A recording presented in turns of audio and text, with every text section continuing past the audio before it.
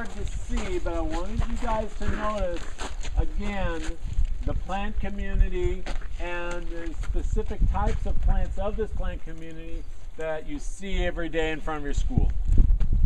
It's every day in front of your school on a flagpole. California flag has this plant community. Does anybody know the name of the plant community that's on the California flag? Yeah, poppy? No, that'll be a plant that likes to live in this plant community. Getting there. Prairie or grassland, right? When you look at the California flag, what's on it? Bear and a star. The California grizzly bear, right? Now the California grizzly bear used to be here, used to be in Southern California. As a matter of fact, the last California grizzly bear, the last official California grizzly bear was shot and seen in 1908 just north of here in the Santa Ana Mountains. Why do you think the Santa Ana Mountains were the last bastion for this huge omnivore called the California grizzly bear? Why do you think this was a good place for it to hide out? What do you think allowed it to hide here and be hidden from people for so long and for it to... Ooh, now, they go in the grassland with those long claws to dig up ground burrowing rodents, to dig up bulb plants like wild onion and things, but they'd be vulnerable out in the grassland. That's where they spent a lot of time, and that's why it's on the California flag, and I'll get into that grassland in a minute. But they were known as the bear of a different plant community. They spent most of their time in a different plant community that allowed them to stay hidden. The plant community, I think they spent a lot of time in eating berries from bushes. What plant community? Not forest. Now the black bear that was brought to Southern California after it became a problem animal in Yosemite National Park, that was brought down in Southern California. There were no black bears in Southern California until people brought them here in the 1920s and 30s in the San Bernardino Mountains and the San Gabriel Mountains. That's it. Since then they've kind of moved into the niche left behind by the California grizzly bear. The California grizzly bear was known as the bear of the chaparral. So since the Santa Ana Mountains is covered in chaparral, this is one of the last little bastions for them, and the last official California grizzly bear for sure in Southern California and perhaps in the entire state was shot here in 1908. But on the flag you see it walking through these little clumps. And I'm going to walk off just for a moment.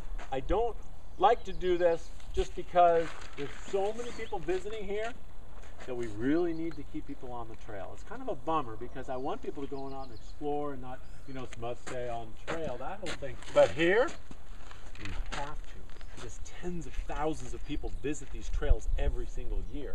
And what would happen is people go off the trail, we just destroy what we came to enjoy with dirt trails being made all over the place. So in other places, further up north in Santa Ana Mountains, San Jacinto Mountains, San Bernardino Mountains, out in the desert, oh my gosh, going off trail, exploring like that with a map and compass or GPS unit, better even yet. Oh gosh, that's one of the funnest things you can do is go exploring like that. But here, we really can't. So I want you to notice though these clumps. There's a couple of them right through here. See these clumps? They're beginning to be obscured by European grass. These are annuals. They live less than a year. So they put all their energy into flowers and seeds, because what's the point on conserving? You're going to die in a year, right? So the bunch grasses are perennials. They live for centuries. These plants are hundreds of years old. If you look carefully, you can see them. Clump right there, clump right there, clump, clump, clump, clump. You can see them. Those are what are at the feet of the California grizzly bear. And they, again, live for hundreds of years.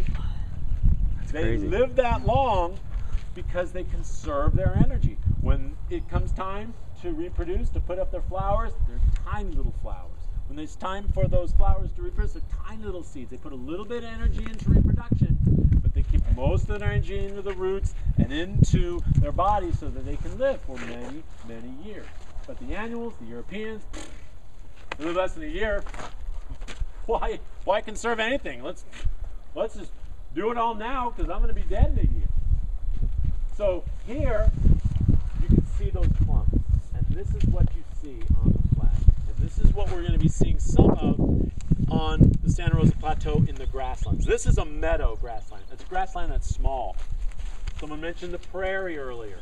Some parts of the plateau are open bunch grass prairie with no trees or bushes. As far as you can see, this is rolling grassland. And this is where the gophers and the ground squirrels and the tarantulas and the California badgers and those animals are out in the open grasslands. Northern harrier, huge raptors that strafe the ground. They don't soar up high, they fly a few feet off the ground, and when they startle something in the grassland, then they dive down on it, and they nest on the ground. Imagine a hawk of that size nesting on the ground. Kind of seems strange, but that's only in the open grasslands on the plateau. So up higher, chaparral, drier. Down lower, you're going to have the woodland, and you're going to have the grassland. Grasslands need more water, but not too much water. If they get more water, they'll turn into woodlands. So woodlands are kind of the between the areas of the chaparral and the grassland. So we'll continue through this grassland meadow, and I'll point out the different kinds of oak trees that are up here. One of them is very common. That's the coast live oak, like the one we were standing in the shade of just a moment ago talking about, those pointy edges to the leaves, the cup shaped. Those are the ones that we're going to be walking through in just a moment. See the deep, dark green of those oaks? That's the coast live oak. Now look to the left here. Do you see this lighter green leafed tree? That is what this is, and it's called an Engelmann oak. Engelmann. Those of you taking notes, E-N-G-E-L-M-A-N-N. Engelmann oak. And they are sometimes called mesa oaks because they can live up higher where it's drier because they're drought deciduous. Anybody want to take a guess at what that means? Drought deciduous. What leaves? Was no, it? No, dry leaves. Like So They lose their leaves in the summer, right? They lose their leaves if they need to conserve water. Exactly. Remember the coast live oaks? They always have to have their roots in water. They always look alive. If they're not alive, looking alive, then they're dead. This kind of tree can drop all of its leaves and still be alive, just in the dormant stage. So if they've lost their leaves, what are they not going to lose? Water, right? Remember, water goes out of the leaves through as vapor. Evaporation. So this will just go dormant. So it can live up higher where it's drier. The coast live oaks, they tend to dominate down where it's lower. You're always going to find a little mixture here and there, but low-lying areas, predominantly coast live oaks. Higher, drier areas, predominantly Engelmann oak. And this is one of the only places in the world where you see the Engelmann oaks.